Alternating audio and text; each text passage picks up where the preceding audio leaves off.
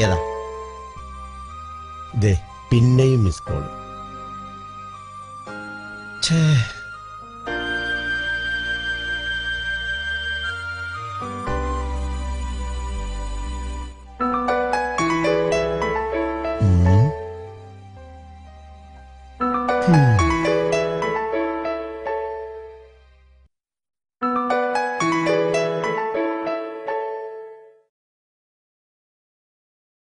നാട്ടിന്ന് വൈഫാണ്.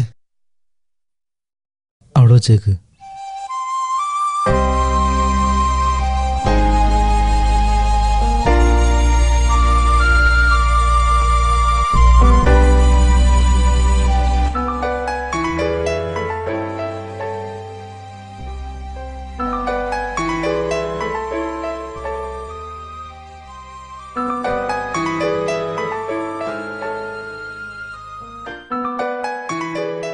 നിങ്ങളുടെ വീട്ടിന്നാ, ഒന്ന് വിളിച്ചോക്ക്. എന്റെ മൊബൈലിൽ കാശില്ല, ഞാൻ പിന്നെ വിളിച്ചോളാം. എന്നാ എന്റെ മൊബൈലിൽ വിളിച്ചോ? വേണ്ട, നിന്റെ മൊബൈലിൽ ഞാൻ എത്ര വിളിച്ചു, ഞാൻ പിന്നെ വിളിച്ചോളാം. നമ്മൾ തമ്മിലുള്ള കണക്കൊന്നും ഞാൻ ചോദിച്ചിട്ടില്ല.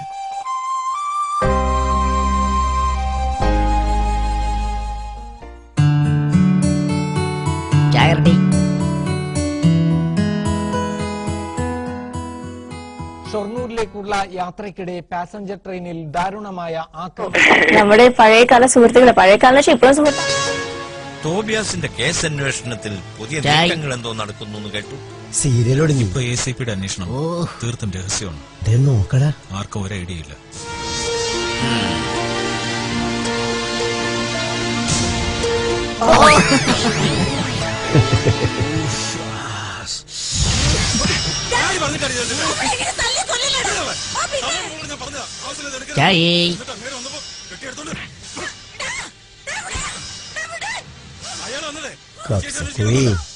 ഞാൻ വെച്ചിട്ടുണ്ടാ.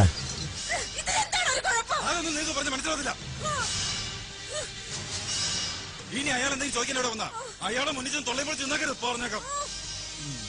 നിങ്ങൾ കാരണം എനിക്ക് എന്തെങ്കിലും സംഭവിച്ചാ ചവിട്ടി കൊന്നത് കണ്ടില്ല ഞാൻ.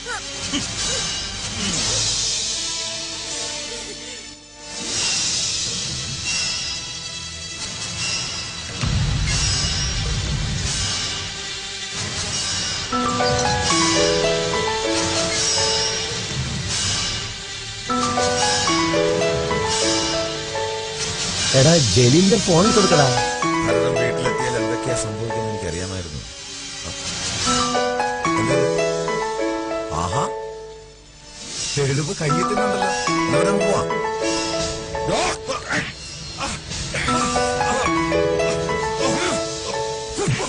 ടിവിയുടെ സൗണ്ട് നോക്ക്. എന്റെ കയ്യിൽ നിന്ന് രക്ഷപ്പെടാൻ കരുതു നീ.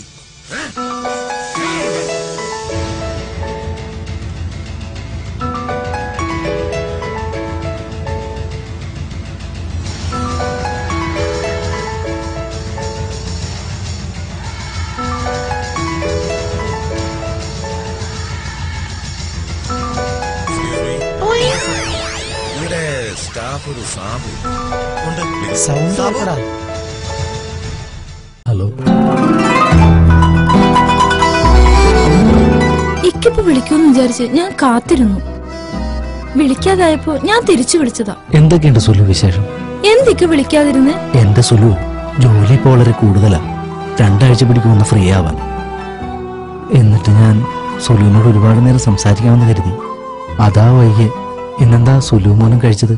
ഇക്ക, ഇന്ന് ഞങ്ങള് ബിരിയാണി വെച്ച് കഴിച്ചു. മോനിക്ക് ബിരിയാണി വേണമെന്ന് പറഞ്ഞു. ഞാൻ കഴിക്കുമ്പോ ഇക്കാനെ ഓർമ്മ വന്നു. ഇക്ക ഇങ്ങടുത്തുണ്ടായിരുന്നെങ്കിലെന്ന് ഞാൻ വെറുതെ ആശിച്ചു. എന്റെ സുലു, ഞങ്ങൾ ഇന്നലെയും ബിരിയാണി വെച്ച് കഴിച്ചു.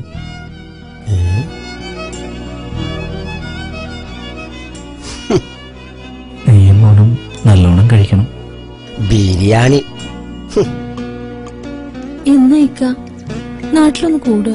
ഇക്ക ജോലി നിർത്തുന്ന പോന്നൂടെ? നമുക്ക് ജീവിക്കാൻ ഇവിടെ എന്തെങ്കിലുമൊക്കെ ജോലി കിട്ടും. പിന്നെ അടുത്ത് തന്നെ ലീവിന് വരുന്നുണ്ട്. സുലുവിനെ മോനെയൊക്കെ ഒന്ന് കാണാൻ. ഇക്കാമ പുതുക്കി കിട്ടിയാൽ ഉടൻ തന്നെ ഞാൻ നാട്ടിൽ വരും. ഇക്ക പോയിട്ടിപ്പോ 4.5 കൊല്ലായി. മോനിക്കാണെങ്കി വയസ്സ് 4.5 നഴ്സറി ചേർക്കാനയക്കണോനെ. മോന് വലുതായല്ലേ, കാണാൻ കൊതിയുണ്ട്. നീ അവനെ അംഗൻവാടി ചേർക്കിപ്പോ. ഇക്കാമ പുതുക്കിയാൽ എന്തായാലും വരും. നിന്നെയും മോനെയും കാണാൻ ആഗ്രഹമില്ലെന്നാണ് എന്റെ വിചാരം. എല്ലാവരുടെയും കെട്ടിയന്മാര് 2 വർഷം കൂടുമ്പോഴെങ്കിലും വരും. ഭീമാത്താന്റെ മരുമോൻ പിന്നെയും വന്നു. ഇത് 2ാമത്തെ തവണയാ വരുന്നത്. ഇതൊക്കെ കാണുമ്പോ എനിക്ക് എന്റെ സങ്കടം ഞാൻ ആരോട് പറയും? കരയില്ല സുലു, ഇക്കാമ കിട്ടാൻ നീ ദുആ ചെയ്യണം. ഇക്കാമ കിട്ടിയ ഞാൻ ഉടനെ വരും. മോനെ കാണാൻ വളരെ കൊതിയായി. മോന്റെ പാട്ട് കേൾക്കുമ്പോ ഉടൻ നാട്ടിലേക്ക് വരാൻ തോന്നുന്നു. എന്ത് ചെയ്യാം? മോനെന്തേ? മോൻ ഉറങ്ങാണ്. ഓന് ഇപ്പൊ കിടന്നതേ ഉള്ളൂ. എന്താ വിളിക്കണോ? വേണ്ട, ഞാൻ പിന്നെ അങ്ങോട്ട് വിളിച്ചോളാം. ഇക്കക്ക് എന്താ ഒരു വല്ലായ്മ പോലെ? എന്താ സുലു? ഇക്കക്ക് എന്തോ പറ്റിയതുപോലെ ഒരു തോന്നൽ. സുലു, എന്താടി ഇങ്ങനെ? എനിക്കൊന്നുമില്ല, ജോലി കഴിഞ്ഞ് വന്നതേ ഉള്ളൂ. അതിന്റെ ക്ഷീണമായിരിക്കും, അല്ലാതൊന്നുമില്ല. നീയൊന്ന് ചിരിക്കുമെന്നേ. വേണ്ട, കള്ളച്ചിരി വേണ്ടാട്ടോ. എനിക്ക് ചിരിക്കണില്ല. സുലു ഫോൺ വെച്ചോ, ഞാൻ പിന്നെ വിളിച്ചോളാം. എന്നെ വിളിച്ചില്ലെങ്കിൽ ഞാൻ അങ്ങോട്ട് വിളിക്കും. എന്തിനാടാ ജലീല നീ ഭാര്യയോട് കള്ളം പറഞ്ഞത്? നിനക്ക് സത്യം തുറന്നു പറയാമായിരുന്നില്ലടാ. എന്തിനാണ് ഞാൻ അവരെ വിഷമിപ്പിക്കണം? അവര് സന്തോഷിക്കട്ടെ. എനിക്ക് ആക്സിഡന്റ് പറ്റിയ വിവരം അവരറിഞ്ഞ അവര് വിഷമിക്കും. എന്റെ വേദനയേക്കാൾ വലുതാണ് എന്റെ കുടുംബം വിഷമിക്കുമ്പോ. അതുകൊണ്ട് മാത്രമാണ്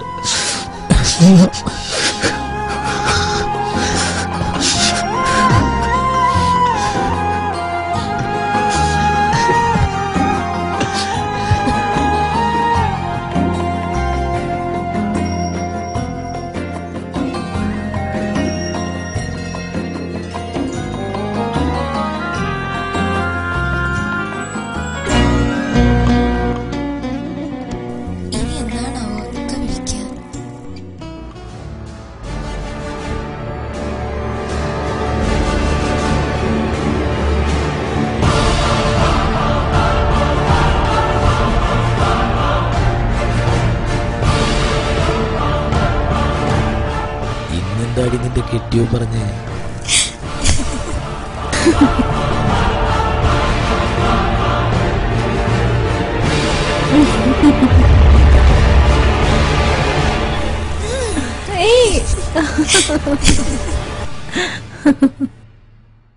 പോടന്ന്.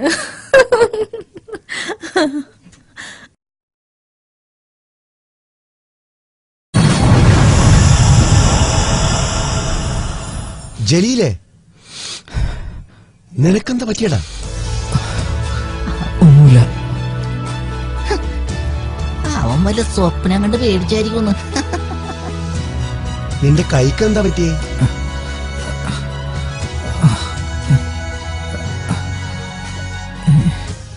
ഓ, ഒരു സ്വപ്നം കണ്ടതാ. ഓ നാട്ടിൽ പോകാനായില്ലേ? അപ്പൊ സ്വപ്നങ്ങളൊക്കെ കാണും. ഓനവന്റെ പെണ്ണിനെ കണ്ട് പേടിച്ചതായിരിക്കും. അല്ല പിന്നെ ഇന്നത്തെ ഉറക്കം പോയി. ഇവൻ എന്താ പകല് സ്വപ്നം കണ്ടാലേ? അല്ല പിന്നെ അതെ, സമയം ഇനി ബാക്കിയുണ്ട്. ഞാൻ പോയി കിടക്കട്ടെ. ആ പിന്നെ നീ എന്ത് സ്വപ്ന കണ്ടത്? പറയാൻ പറ്റാത്താണെങ്കിൽ പറയണ്ട. പെണ്ണിനെയാണോ കണ്ടത്? അല്ല, പേടിച്ച് ഒച്ച വെച്ചോണ്ട് ചോദിച്ചതാ. ഓളാണ് കണ്ടത്. എനിക്ക് തോന്നി. ആ ഞാൻ കിടക്കട്ടെ. പിന്നെ വെളുപ്പാങ്കാലത്ത് കണ്ട സ്വപ്നം ഫലിക്കുന്ന കാരണന്മാർ പറയണത്.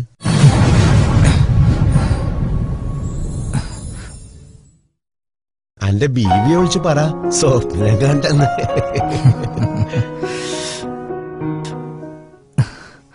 ഇക്കിപ്പോ വിളിക്കുന്നു വിചാരിച്ച് ഞാൻ കാത്തിരുന്നു.